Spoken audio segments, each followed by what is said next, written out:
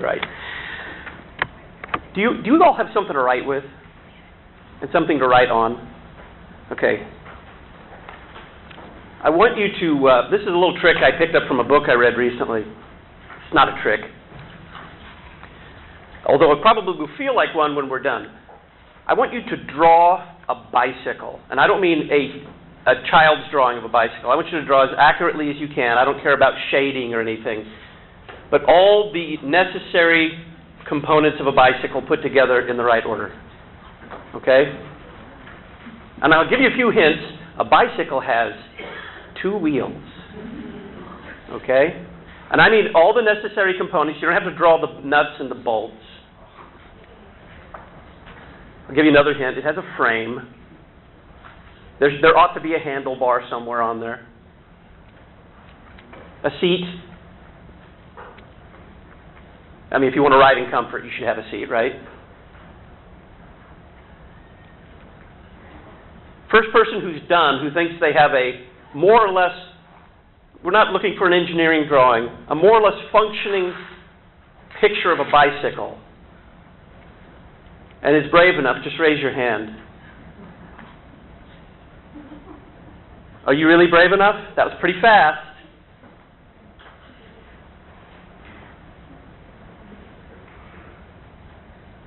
Do you mind if I pick on you? Sure. Okay.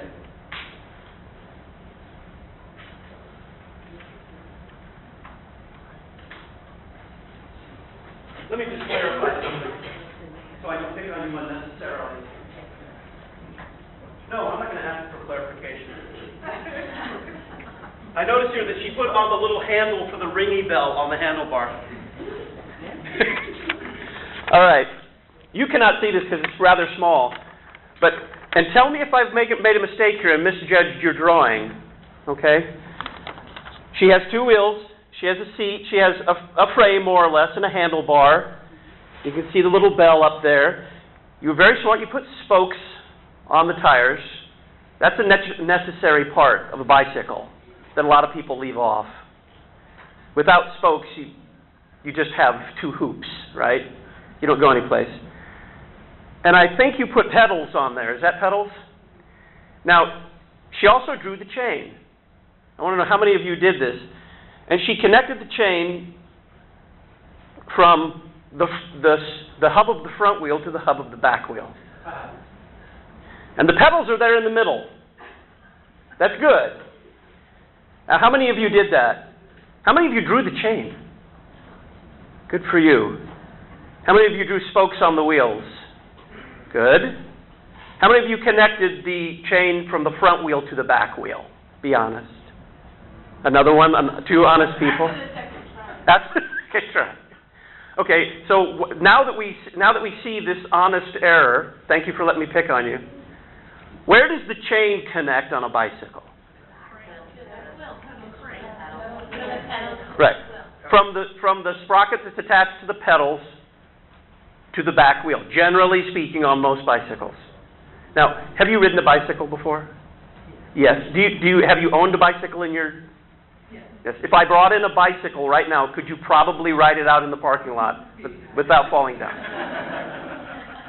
And we have that saying that it's like riding a bicycle, you never forget. Okay? Most of us had our first bicycle when we were 4 or 5, and we probably learned how to ride it very shortly after that. And most of us think we know how a bicycle works. It's one of the simplest machines. It's just a pulley with basically it's 2 pulleys and several other simple machines all attached together. And you actually are smarter than most people. About 50% of people who are asked to do this will make that mistake that you made. I'm really lucky for picking you, because otherwise it would have blown my entire illustration here.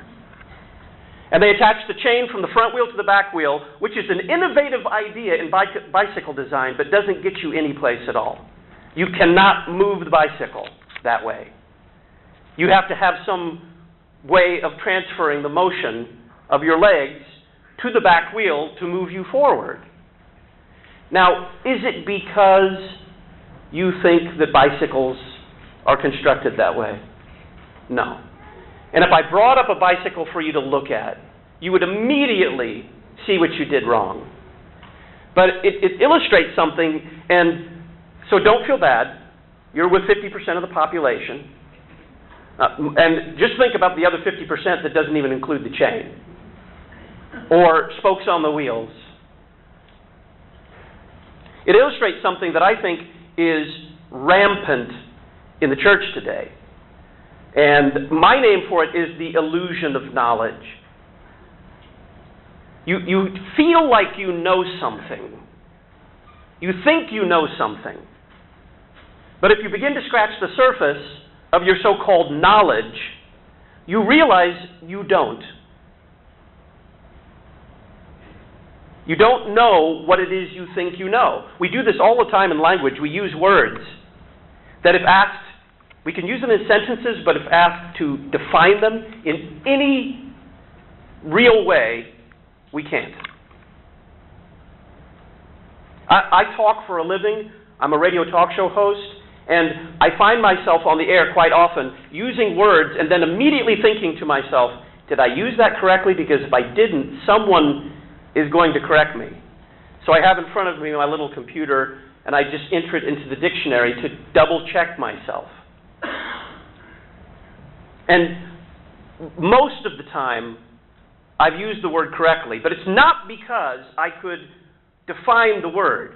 It's because I've heard it used correctly before by others, and I just simply imitated what I heard. But I had no real knowledge of the word itself. Have you done that as well? We do it when we want to sound smarter than we really are. We toss in words, and then, of course, children do this, and then if you're not corrected as adults, you do it as well. Supposedly becomes supposedly. And we all know that out there are, and some of you probably are these people, who feel the need to correct all those little mistakes that we make, where we're just operating with the illusion of knowledge. Now, how many of you actually rightly connected the chain to the back wheel, from the sprocket to the back wheel? How many again? Raise your hands.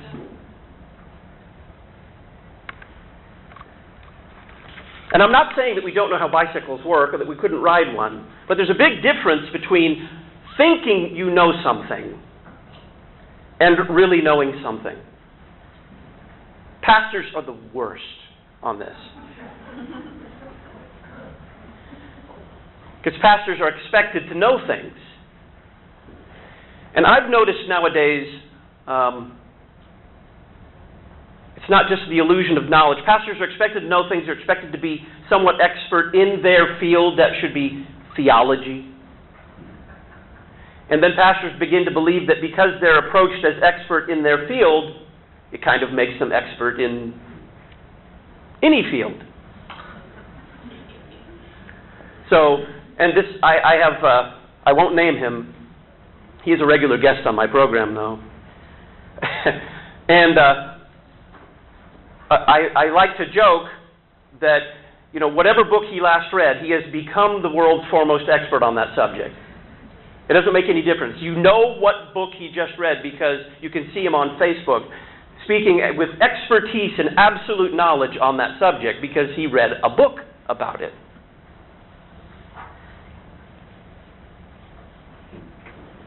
And it's the illusion of knowledge. I like to challenge myself because once you realize that you're operating with the illusion of knowledge a lot, you become very uncertain of the things you thought you knew. So I like to challenge myself by reading things that I don't understand, reading things that are beyond my ability to understand. Just to remind myself, not only because I'm curious about the subject, but just to remind myself that there are things in this world that I don't know.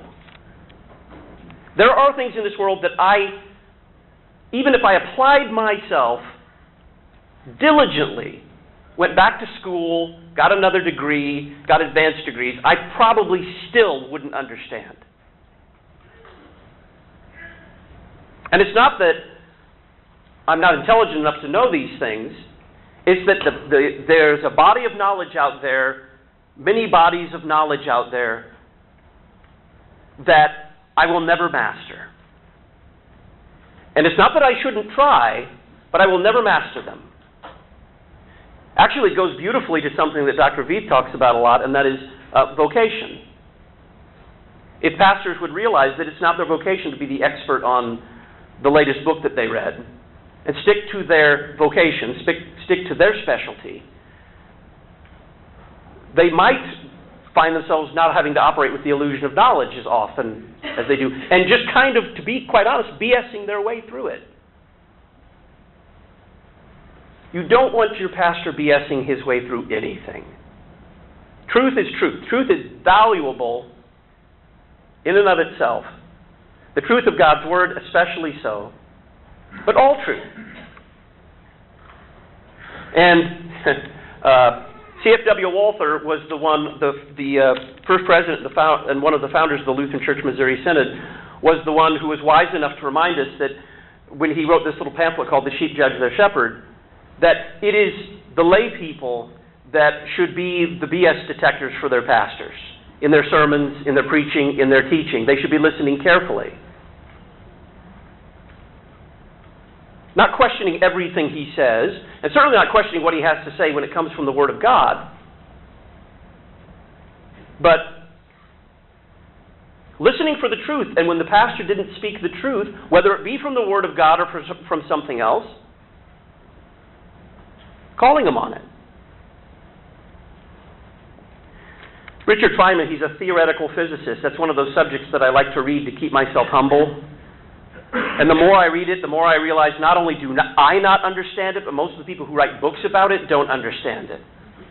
And they just discovered, or they say they discovered, I don't know if they did, this Higgs boson, this particle that's supposed to be the particle that's associated with this field that permeates the universe. And this particle is the one particle they've been looking for, the last piece in the particle physics puzzle that gives all the other particles their mass. And it's been wrongly called the God particle. It has nothing to do with God, except that God, if it's there, God made it. And when you read about this stuff, how many of you read about that in the news? They discovered the God particle. And they use this gigantic particle accelerator. I don't know what that is. I know it's big, and I know it's in France. It might as well be the Eiffel Tower. And they rammed particles into each other at great energies, and they watched what came out of the collisions, and something they saw there, I don't know. I saw a picture in the news, and it looked like a child's drawing of curlicues, told them that they had found the Higgs boson. A boson is just a kind of a particle. And when I first started reading in this subject, I thought to myself, Wilken, you're smart. You can figure this out. You can understand this. By golly, you've watched enough of the Discovery Channel. And when I actually started reading it, I realized I'm so over my head. So far over my head. Do this if you don't do it already. It's a very humbling experience.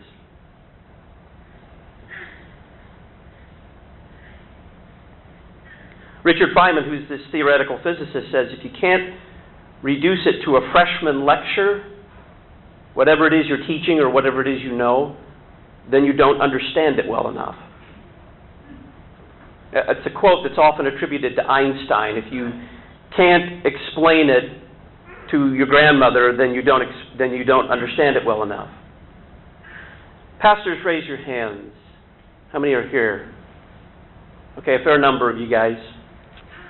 So, you're up in front of the classroom, and you're teaching, and you're doing all of the things that pastors do, and you get in the pulpit, and you're preaching, and you deliver beautiful sermons, and then You go home on vacation to your family, to your brothers and sisters. And I may be completely unique in this respect, but somebody, your brother, your sister, asks you a theological question at the dinner table.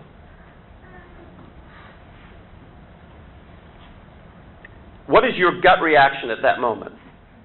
You do this for a living, Pastor. You studied this for a long time in the seminary.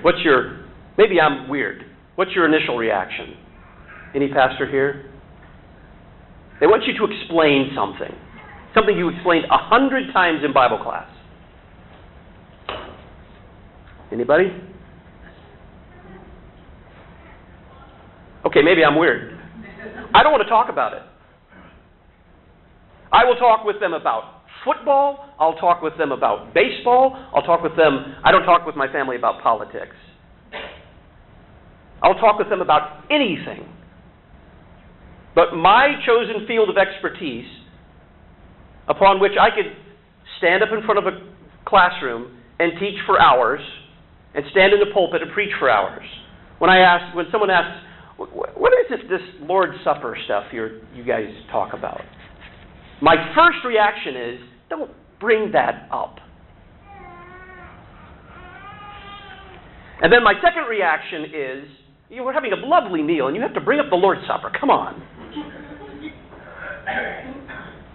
My second reaction is, okay, I guess I'm going to have to explain this. And I find myself worse than any first-year seminarian, fumbling for words, trying to say it without using the jargon and the language that I've become so accustomed to, that my people have become so accustomed to.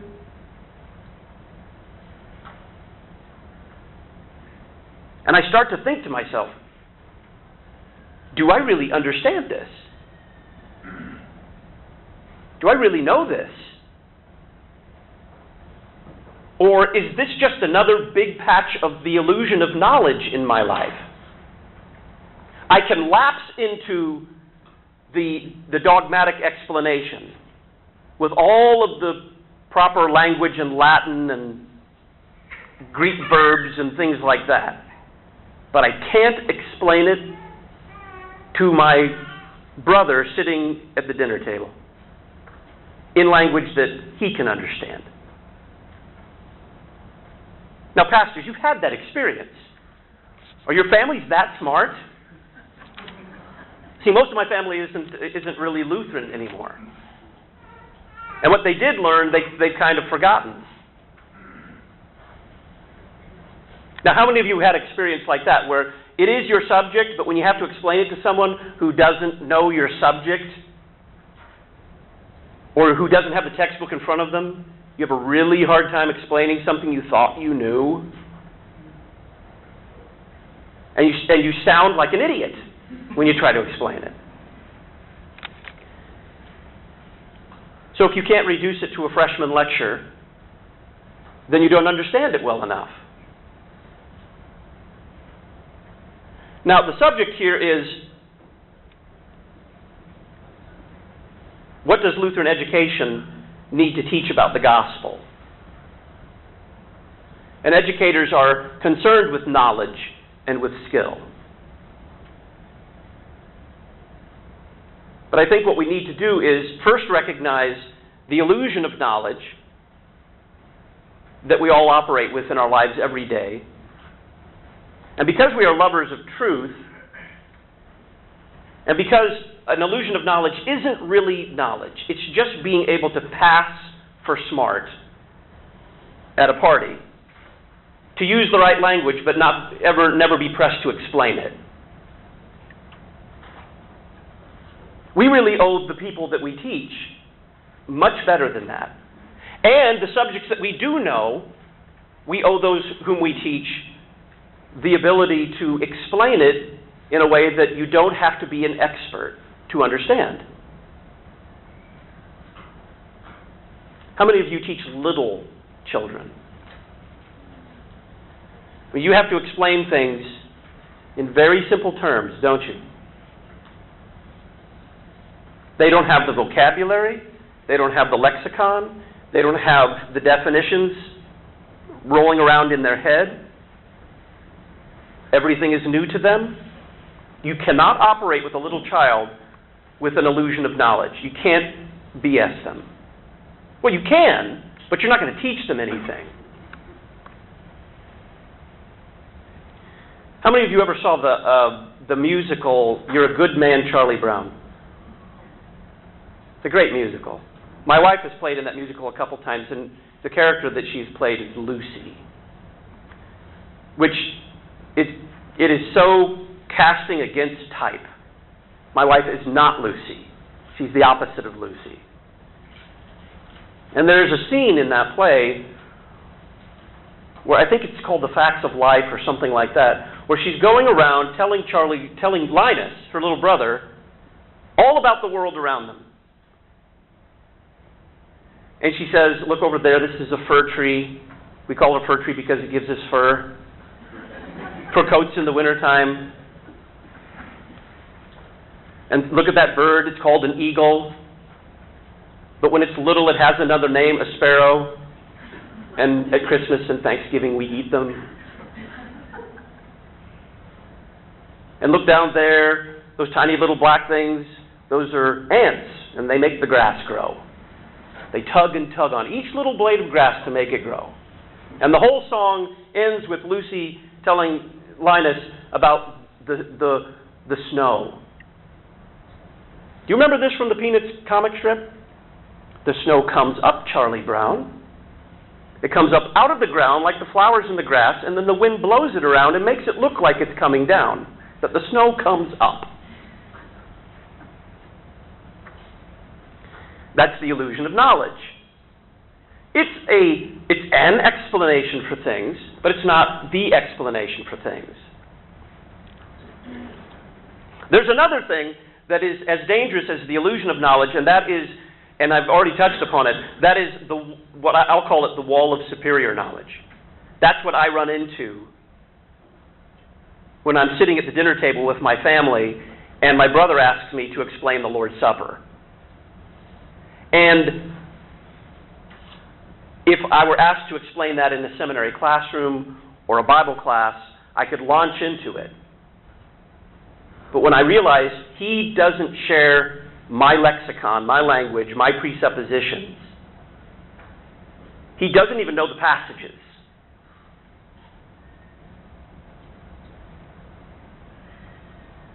Then it is a wall that is created between us. And it's a wall that, in a lot of ways, his ignorance and my so-called superior knowledge have conspired together to build.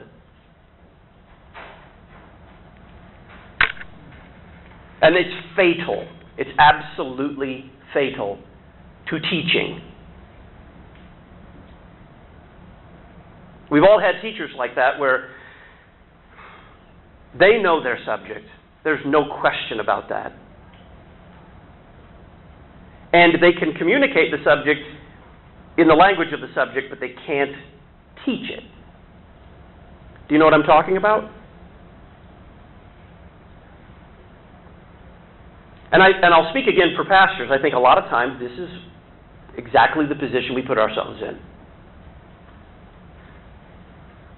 It's unacceptable that you can explain something to your fellow pastor or your field worker or your vicar, but you can't really explain it to someone who doesn't share an interest in the subject or the vocabulary or the knowledge of the presuppositions or the knowledge of all the proper passages.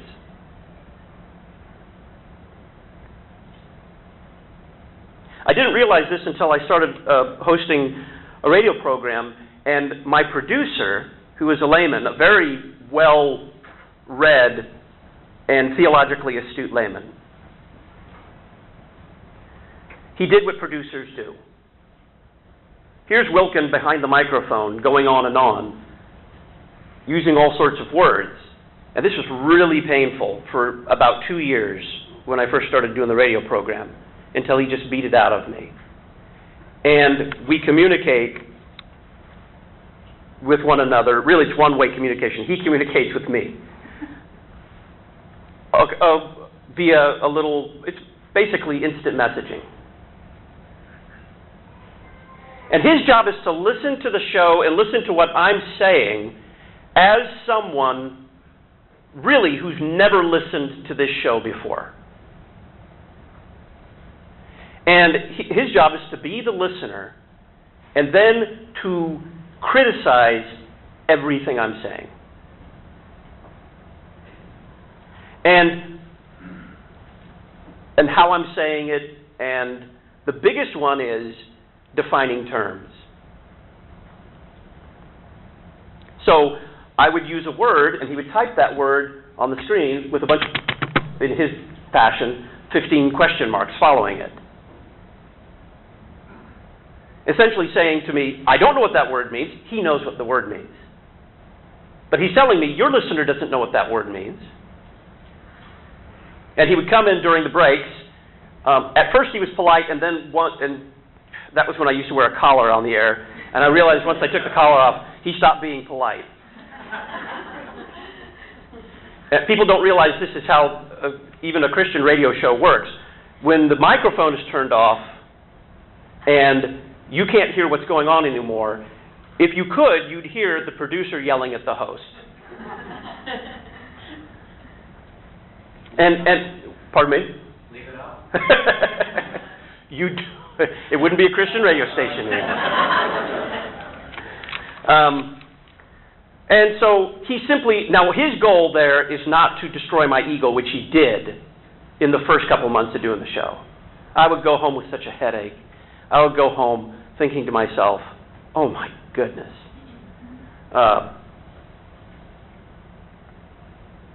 His goal was not to do that or to run me down or to make me feel bad about myself. His goal was to make the show better, and making the show better means being able to communicate and teach more clearly people who need to be taught. And he'd say, you're not doing it for pastors. He tells every guest we have on the show, when he gives them the little pre-game pep talk, you are not talking to pastors. You are not talking to your seminary professors. You are talking to a Baptist or a Methodist, or more likely than not, someone who has no particular religious affiliation at all, who doesn't know what your words mean. You have to define them all. When you say Luther, they think Martin Luther King Jr. And if you start saying, well, Luther, his view of the Lord's Supper, you are going to confuse them. Or when Luther was writing the 95 Theses, they're thinking, I thought that Martin Luther King Jr. wrote the letter from a Birmingham jail. Where is this 95 Theses thing? What does that have to do with civil rights? That's what they're thinking. And it's not because they aren't intelligent. It's because they don't use your language. They haven't spent all those years in seminary. They haven't learned all the jargon and forgotten how to explain it to people in ordinary language.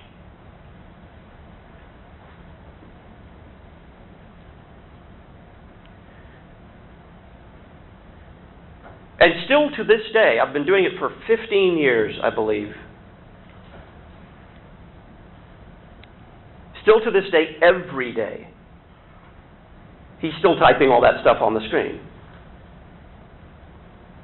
And he's doing it because he wants the show to be as good as possible. He's doing it because the most fatal thing you can do in teaching is to assume that everybody knows what you're talking about. And making that assumption launch into jargon and buzzwords. Oh my goodness, the church is the worst. I'm going to pick on Pastor Day for a second. You posted something on Facebook about a month ago where you said something about, I can't remember what it was. It just made me chuckle. You said something like, so glad to be working with the CMO and the FPCY .1 on Facebook. And I can't remember what I said to you. I said something like, congratulations, now stop speaking in acronyms, right? I've been over to the International Center, It's like they think that the military uses acronyms all the time, right? And you go over there and it's just letters. And even Witness, Mercy, Life Together. What is it now? WMLT.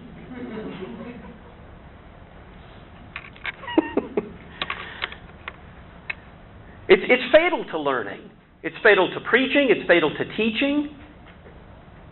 And we all, because we become comfortable in our own fields, our own levels of areas of expertise, we all do it.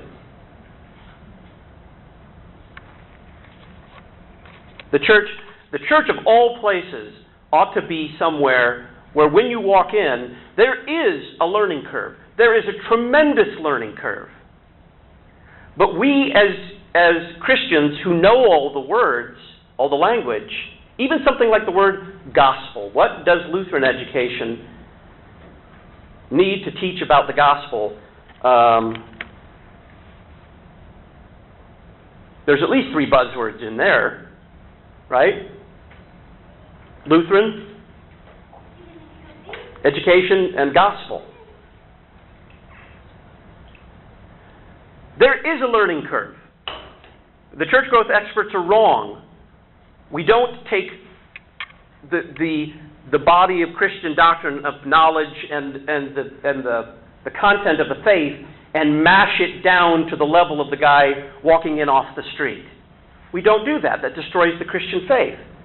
There is a tremendous learning curve, someone walking in off the street for the first time. But we need to be down at the bottom of the curve, down at the thin edge of the curve, with our hand out, ready to walk them up the hill. And say, we've got a long ways to go. Much of what you see here you will not understand, but we are here as Christians to say, there was a time, for many of us, when we were little children at our mother's knee, and when we first walked into a Christian kindergarten, where we were down at the very thin end of the learning curve. And someone took us by the hand and walked us up the curve. For many of us, the very first steps up those curves were the 6 chief parts of the catechism. I think I had that from kindergarten on.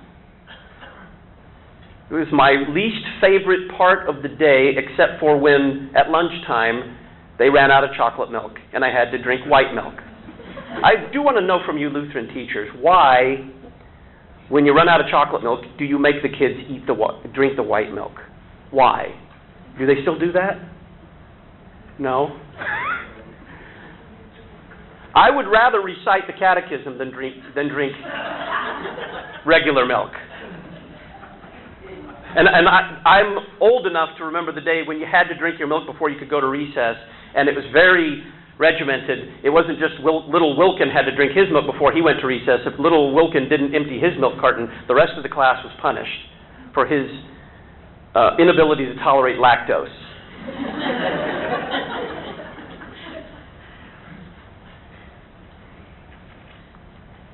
It started with the 6 chief parts of the catechism. From our parents, from our pastors, from our teachers. And we were already there we weren't learning the buzzwords. Notice how few buzzwords there are in the catechism.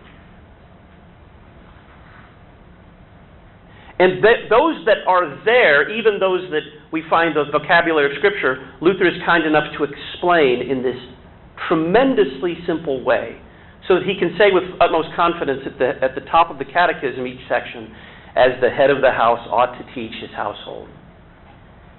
He actually believed that peasants, people who had no formal education, people whose education may have been, this is the business end of the cow, you grab here and you pull. That may have been their formal education. That these men and these women, who were by our educational standards very crude, some of them not even literate, could teach their children the simple things of the faith.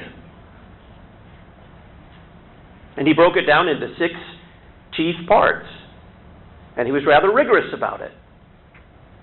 I mean, every first-year seminarian gets all excited when he finds the passage in Luther where he says, in the preface to either the Large or the Small Catechism, that if what does he say? He says if children will not refuse to learn the Ten Commandments, the Creed, and the Lord's Prayer, the first three chief parts, they should be refused food. And now, I don't know of any father or pastor who does this. And he says in the preface to the Large Catechism, I believe, that the pastors who refuse to continue to remain pupils of the Catechism their whole life, like Luther says he was, and who think that they can take these simple chief parts and leave them behind, he says they should be chased out by dogs and pelted with dung.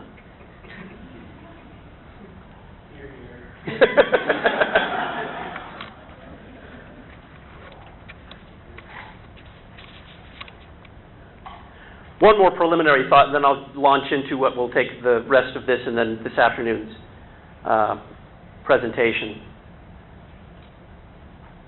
We were actually talking about this on the way over, and I was hoping that no one in the car was going to steal my thunder. We were talking about the Founding Fathers and how the Founding Fathers of the United States, they were smarter than we are. I don't know how they got that way. I think largely because the system of education that they had was classical education. They didn't call it classical education, they just called it education. And for them to operate in Latin and Greek, and to be familiar with the classics of Western civilization, and to see the world, this is the beautiful thing about it, as someone who is not classically educated. And I have to be a little careful here because Ellen Malzahn is here, and her husband was the principal of my Lutheran high school and one of my teachers, and a marvelous man, a great teacher. So I don't want to impugn my entire Lutheran education by any means, but as someone who is not classically educated, to, in my adult life, learn to see the world the way that people who had the benefit of a classical education see it. I'm convinced it's bordering on a different worldview. To see the world and the knowledge that is embedded in the world and the subjects that are there to be learned and the knowledge that has come before us, especially, through the lens of, I think, really understanding how the mind works, how God created the mind to work, through grammar and logic and rhetoric. And I made an offhand comment in the car that the reason they were the founders was because they had that kind of education. They couldn't have been the founders had they not been. There were lots of people who did not have that education at the founding of our country. Guess what? They didn't found our country. They just went along for the ride. But it was the men, largely, the men at the time, who were the beneficiaries of a system of education that within a generation, probably, was going to start to be dismantled intentionally. Who were able to think the thoughts that they did because of the education that they had received. And the fact of the matter is, while people could obviously hear their ideas, read their ideas, and believe them, and fight for them, and live by them, to think these thoughts is the product of their education, the ability to think those thoughts. And people wonder today why the United States is in the state it is. I can tell you why the United States is in the state it is. I can tell you that you could swing a cat and not hit a classically educated elected official. Maybe there are one or two that I don't know about. Men who talk about the Constitution, but I dare say haven't read it. They don't even write the bills they pass. And they don't read them. Right? The reason the United States is in the state it is today, socially, politically, you name it, is because we as a people no longer have the ability to think the thoughts that the founders were thinking. We don't have it in us to think those thoughts.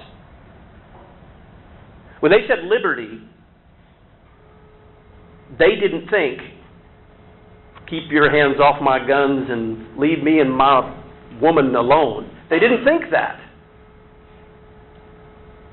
When they said liberty, they certainly did not think, it's my body, I have a right to choose. That was not the thoughts they were thinking. The thoughts that they were thinking, they were not so high and lofty. They were thinking about the simple constituents of what it means to be a human being and what it means to live with other human beings as free men. Now we got to permit them, they shouldn't be forgiven, but they should be at least understood that they didn't extend that freedom to its logical conclusion, at least not yet. They were thinking great thoughts, and even they, with their tremendous education, did not think them through to every man and woman in the United States.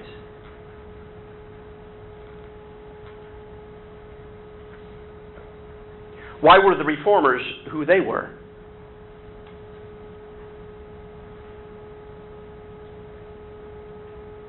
Luther was able to think the thoughts that he did because of the education he had received. Now, I happen to believe, and if you want to argue with me afterwards, that's fine. I happen to believe that Luther is one of those guys that comes along once every 500 years. And I'm talking about in terms of intellect. Have any of you ever tried reading, let's see, Bondage of the Will? Okay. Pastor? Was that easy to read? No. How many of you have actually read the 95 Theses? Or, run through them once? We know one or two of them, right? Oh my goodness. Already, this is just a guy posting something, I had a couple ideas, I'd like to have a discussion. And I dare say that a college graduate, maybe even a graduate school graduate, would have a hard time really understanding what it is Luther's saying there. His ideas, and when I tried to read Bondage of the Will, I got it thinking to myself, I'm a Lutheran, I should be able to understand this stuff. Or the Heidelberg Disputation, not just the theological part, but the philosophical part. I don't even know what he's saying in the philosophical part. It is like reading about particle physics and the Higgs boson. And you realize, thank God he wrote the Small Catechism. Otherwise, I don't know if I'd be able to understand anything he says. You realize how much he was able to accommodate himself to the average person reading when he wrote the Large Catechism and the Small Catechism and his other popular works. Because when you read the Bondage of the Will or the Heidelberg Disputation or those other things, you realize that Luther is an intellect that comes along about every 500 years. He is a genuine genius. And I don't say that because I'm a Lutheran. People say, I love to read Luther. I saw somebody post that on Facebook. There's nothing I love to read more than Luther. I'm thinking, wow, there are a lot of things I like to read more than Luther. He gives me a stomach ache and a headache. And when I'm done, I feel stupid. And I don't like to read things that make me feel stupid. If I want to do that, I'll read about particle physics.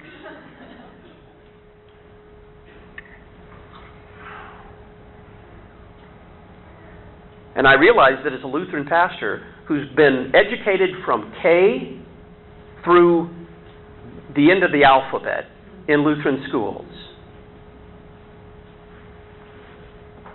I realize that there is much of what Luther thought and put down on paper that is inaccessible to me. He might as well have written it in a language I can't read, because I am not yet capable of thinking those thoughts.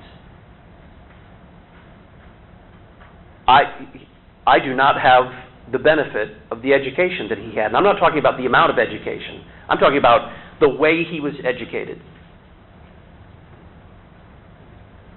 He was taught to think in a way that on a day-to-day basis, except for flashes of very, very, very seldom and very, very infrequent flashes of insight, I cannot think.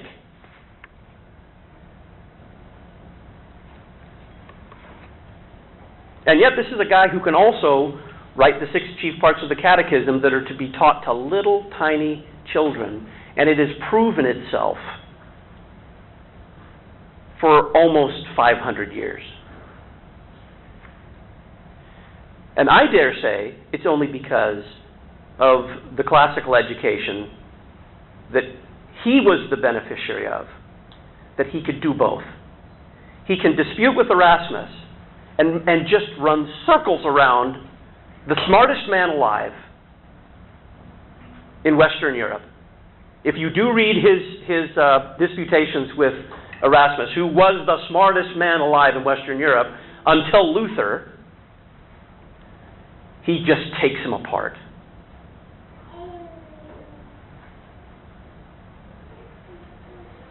He was able to do that and to write the 6 chief parts of the catechism because of that classical education. He was taught to think. And thinking is a good tool. This is why he can say in the explanation to the first article of the Creed that I believe that God has given me all things, and near the top of the list is what? Yeah, reason and all my senses. Now, far from being a critic of the right use of reason, Luther was the champion of the right use of reason. He believed that thinking was a good end in itself.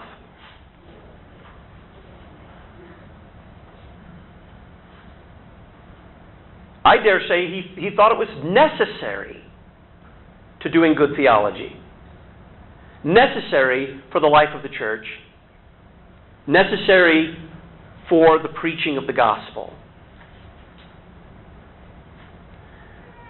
After the Reformation got underway, Luther and his compatriots thought that they would do a little, I don't know what they'd call it in modern synodical parlance, checking up on people.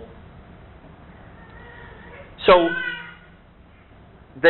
by region, they went around and just kind of got the lay of the land in all of the churches. And what they were concerned with is what was happening in the churches. They wanted to see what they were doing on Sunday morning and how things were. Does anybody know what they discovered? Pigsties, yeah. And most of the people live like just barely above their animals. And the pastors are not much better. Abominable, I think, is the word that comes up again and again in their assessment of what was going on. And what they saw was largely a Germany that had not yet reaped the benefits of the Renaissance. And it's not the common people, it's the people who should have known better. And their biggest complaint was these pastors, and therefore their people, they don't know anything.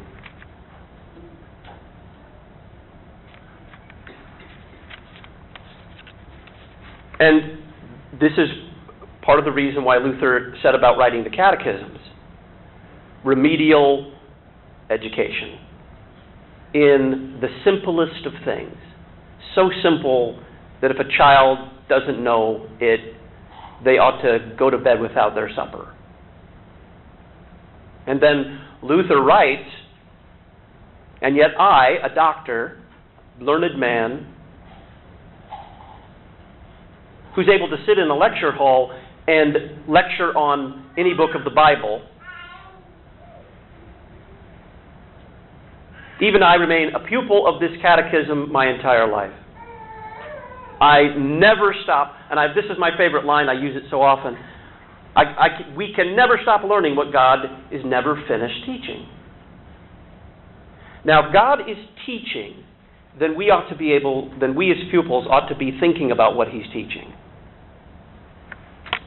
So, finally, to begin to answer the question, what does Lutheran education need to teach about the gospel? Well, first of all, does it say teach about the gospel? I don't have one of those things in front of me. That's the only thing I would change in the title. But I'm so lazy I didn't write you and ask you to change it. So there's an error in your bulletin. The church is never in the business of teaching about the gospel. We are in the business of teaching the gospel. And they're two different things. Just permit me a rant. For 30 plus years, we have had the experts of the church teaching us about the gospel. And precious little teaching of the gospel. And we've ended up with churches that are really, really good. They say, we are here to preach the gospel, and when you walk in, you wouldn't know it.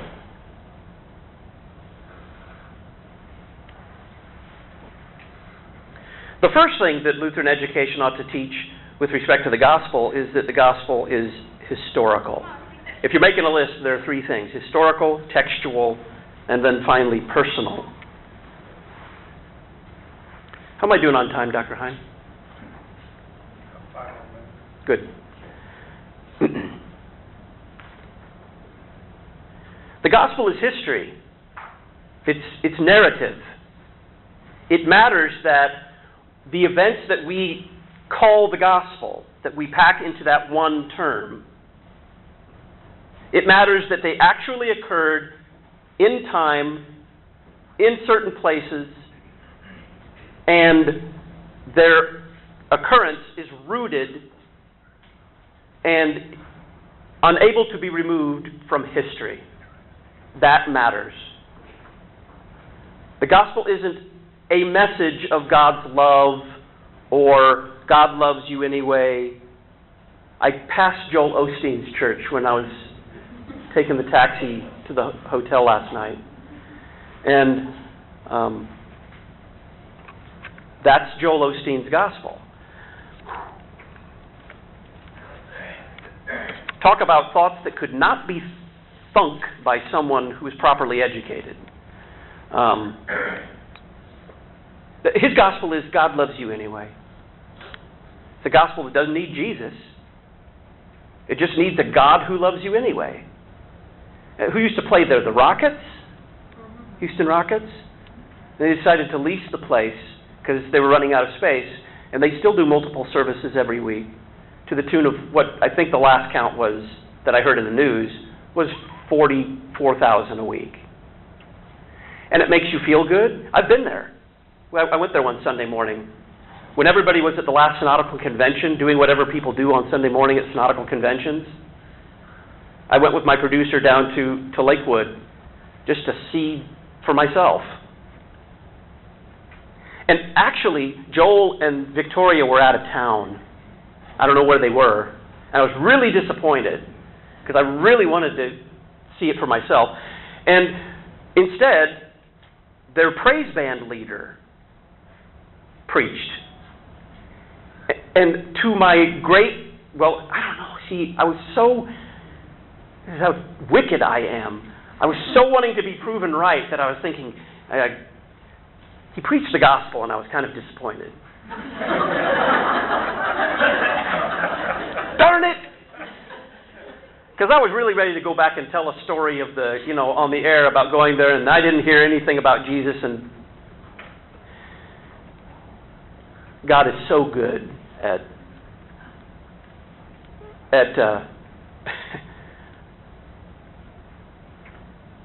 reversing my expectations. I'd heard 100 Joel Osteen sermons where Jesus is just kind of Joel's mini-me. Joel's the nice guy, and Jesus is pretty nice too. And here was this praise band leader. I had such low expectations. The music was amazing, by the way.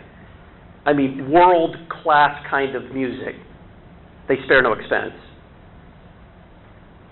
And I'm speaking purely in terms of the musical artistry. Amazing.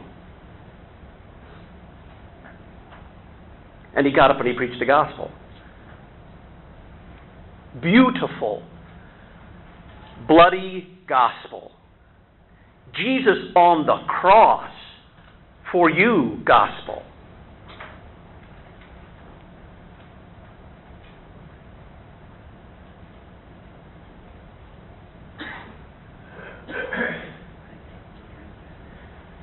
But any other Sunday you go there where Joel is holding forth, that's not where you're going to hear.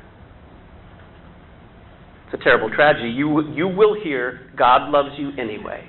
This is Joel's every sermon. Don't let people get you down. I know what your life is like. It's not as good as mine. But it can be. Just don't let people get you down. And I know you've made mistakes. But God loves you anyway.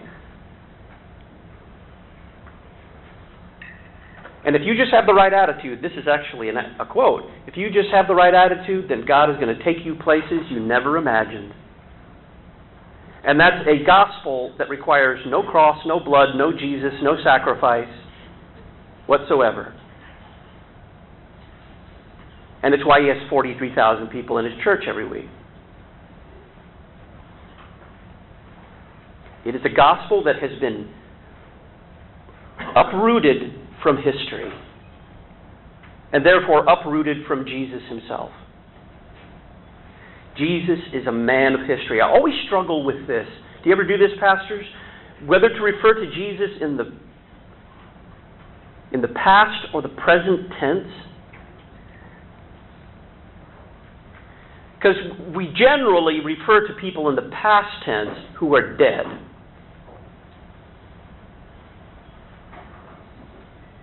And Jesus isn't.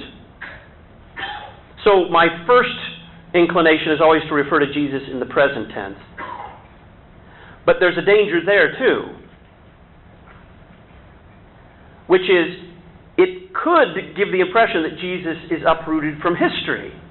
When you say Jesus was, you are verbally locating him, at the very least in the past, but in history, in actual human events, in the course of human events. Now, the Bible has a great way of getting around this. That is, say, was, and is to come.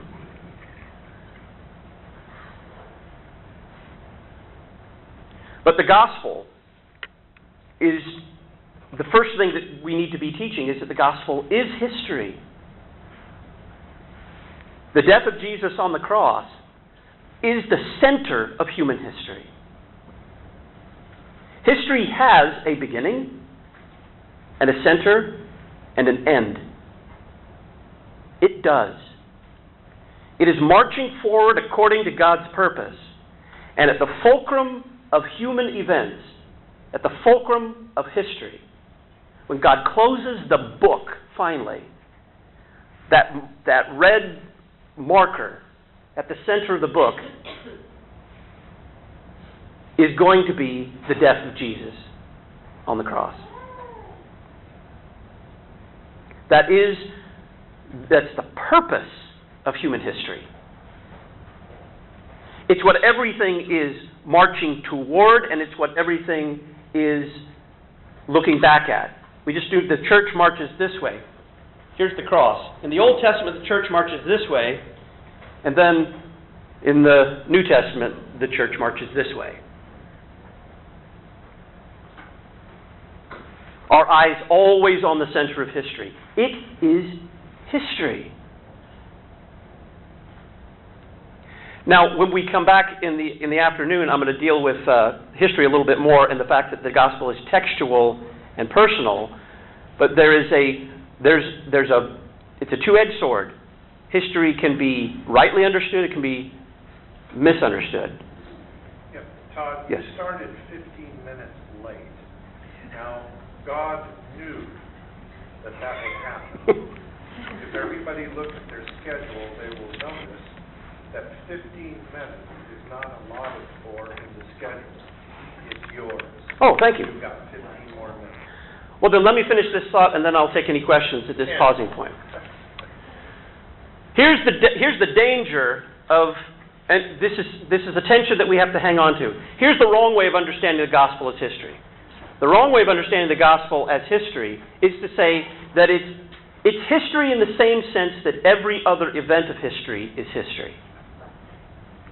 Every other event of history occurs, is over, and it may or may not have lasting effects in the future.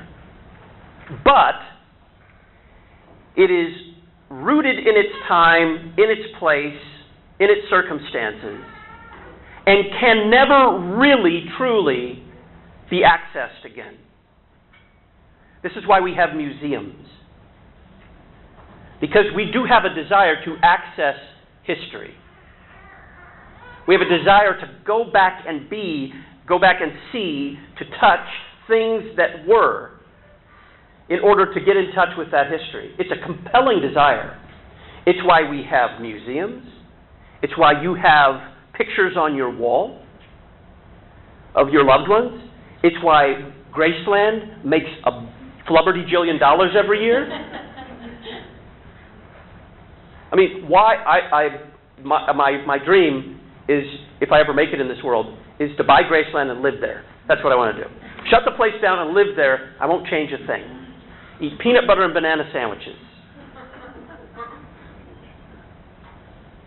And I've been there twice. I mean, if it was up to me, I'd go back every year. Okay, but my wife just does not see the point. Why do I do that? Why do I want to make my pilgrimage back to Graceland? Somebody answer that question. What was that? Connect with Elvis.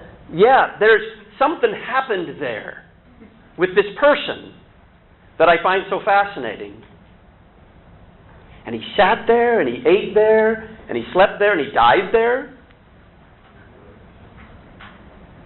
And people go around to the side of the building, if you've ever been there, where all of the graves are, where he and his whole family are buried out by the pool.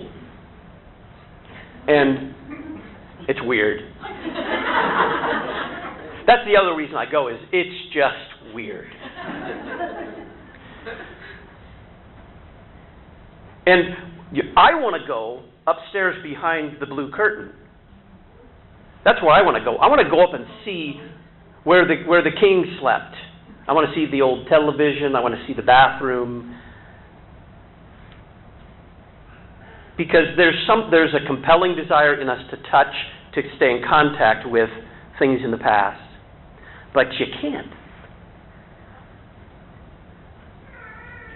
Let's just say, for the sake of argument, that I do make it in this world and that I scrape up enough money to make it worth the estate of Elvis Presley to buy that place from them.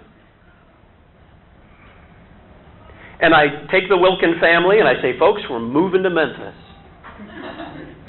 And my wife says, well, when's the moving van coming? I say, it ain't coming, it's just us. We're going down there, the place is already furnished.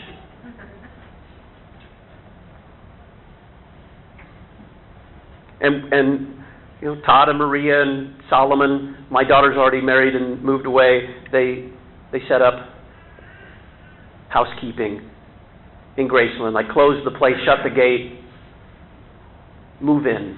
First night, pull back the big blue curtain at the top of the stairs where nobody gets to go.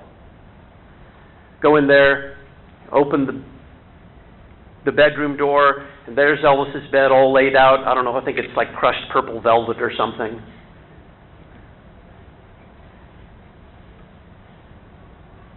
And I spend my first night in Graceland.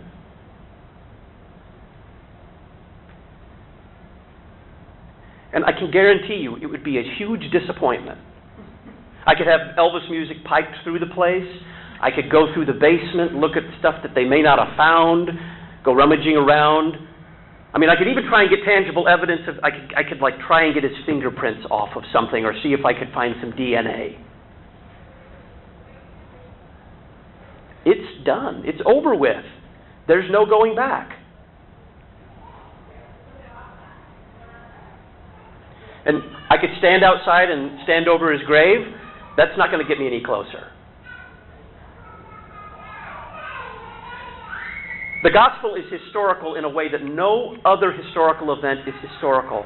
And the danger, and I hear this actually occasionally even from fellow Lutheran pastors, is to regard the gospel as historical in the same sense that other events are historical. There's a word that we use, and I don't know why we do, in biblical interpretation, and I've become wary of it. It's a word, contextualization.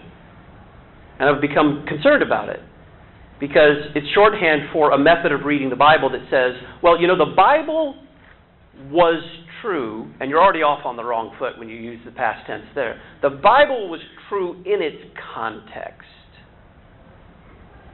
Now, nobody does this with the whole Bible. Nobody does this with the whole Bible. Not even the rankest liberal Bible scholar does this with the whole Bible. They still believe that some of the Bible, maybe only a verse or two, is true present tense, even if everything else is true past tense.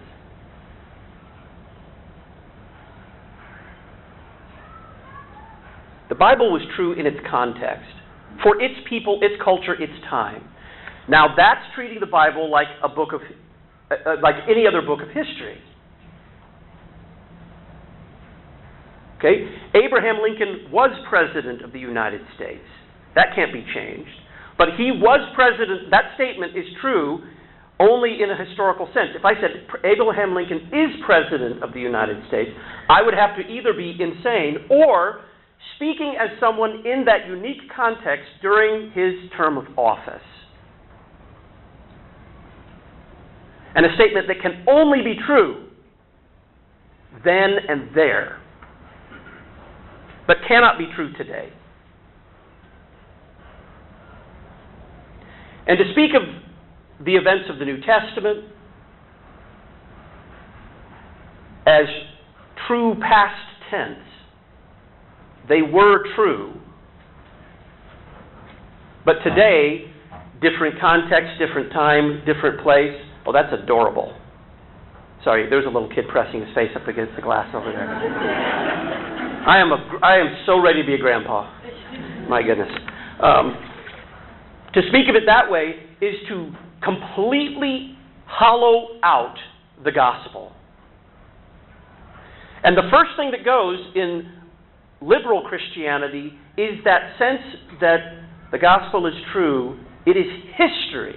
It is so history that God has built human history around it.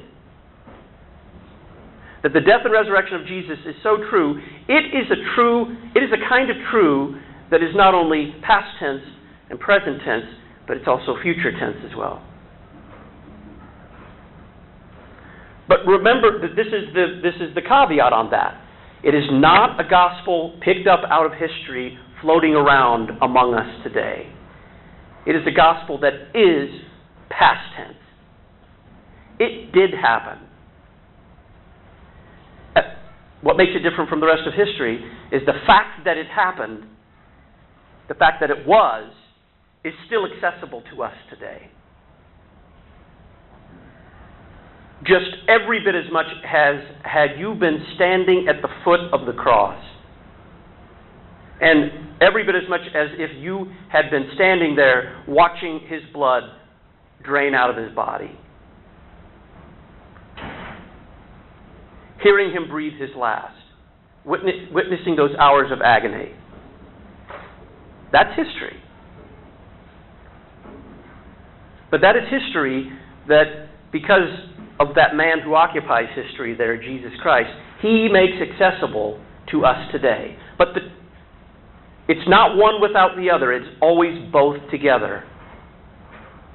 That's why I struggle with Jesus past tense or present tense. And it's both. It's both emphatically.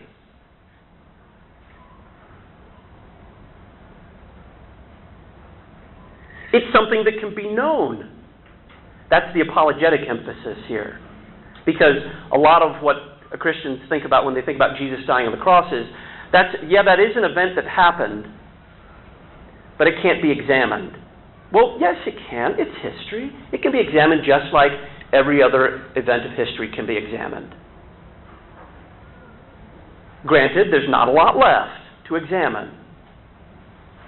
Not now, but there has been a trail of stuff left throughout the last 2,000 years that is wide open for examination.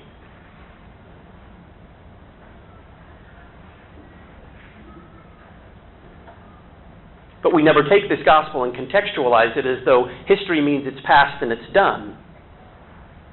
Now, how do we have access to it? How many of you made the trip to the Holy Land? Just one or two. You feel closer to Jesus over there? Walking in His footprints? And that's the problem with that. It's like, I don't see any footprints. It's not like, He put His hands in concrete in the sidewalk. I'm going over to the Holy Land so I can feel closer to Jesus, closer to where He was. And you get over there, and you got all these hucksters telling you, it was over here. And the other guy says, oh, He's over here. And I just hear Jesus saying, when they say, lo, here is Christ, and lo, there is Christ, just don't listen. That's not how we access. Now, you can go over there and dig, and you can go over there and examine, and you can go over and study. Those are good things, as a matter of a student of history. But this history is brought forward in time to us today by the very one who lived it. And the difference between Jesus and Abraham Lincoln or Jesus and Elvis is that neither of those men are still alive. I know that you're all admirers of classical education. You probably have your favorite person of history that you'd like to talk with, to pick their brain. Anybody want to volunteer anyone? I mean, who is it? Who is it if you could have coffee with any famous person of history? Who would it be? Thomas Jefferson? Anybody else? Churchill, that'd be pretty nice. You wouldn't be drinking coffee though, yes? Bach, yes. But you can't. I mean, you can listen to his music and you can read his memoirs and Jefferson, there's so much you could do there. You could do a lot of things, but they have been cut off from you by the fact of death and by the passage of time. And the more time that passes, the greater the chasm grows. But not so with Jesus Christ. I mean, as educators of the young or the old, as the case may be, you have a fact of history that is different from all others. It is just as much history as any other fact. But it is a fact of history that is not just still true in the sense that it happened, but still going on.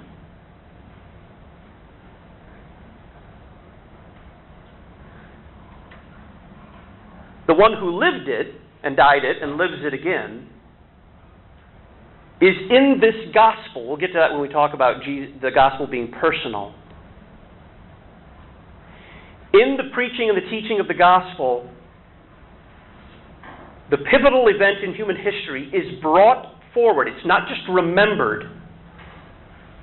It's brought forward to those who hear that gospel.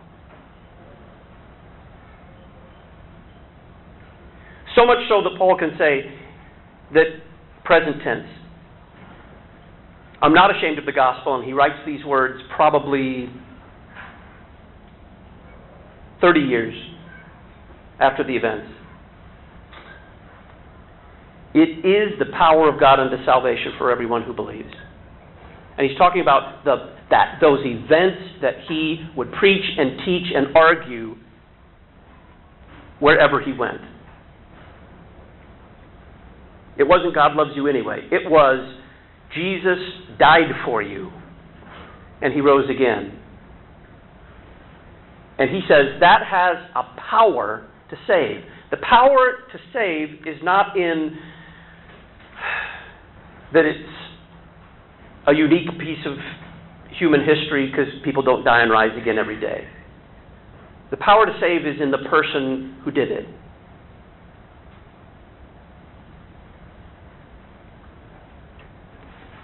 When the gospel is preached, it is still Christ who is preaching the gospel.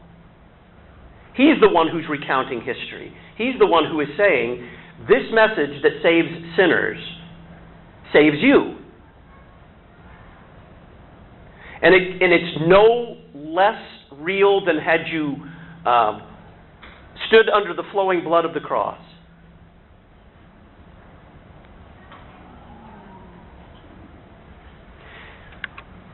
I'll conclude this part by saying this. This is not a kind of history that disconnects us. Because all history is a disconnection. It's not the kind of history that disconnects us from the person who occupied it. It's a kind of history that connects us to him. It's not a history above history. Karl Barth was wrong. Not our Karl Barth. He's a sweet man. The old Karl Barth. The German one. Was he German or Swiss? I always get all those Europeans mixed up. He wanted a history that was up here for Jesus and a history that was down here for us. He wanted a salvation history that was true in a different way than the events of our lives are true. That's not what the incarnation is about. The incarnation is about the events of Jesus' life being true in exactly the same way that the events of your life are true. That's what it means to take on human flesh and to completely and utterly share and assume the human experience in every way apart from sin. He wants to be in history. He still is in history. When we talk later, we're going to talk about it being textual and personal. Are we out of time, or do we have time for any questions? Out of time. Thank you.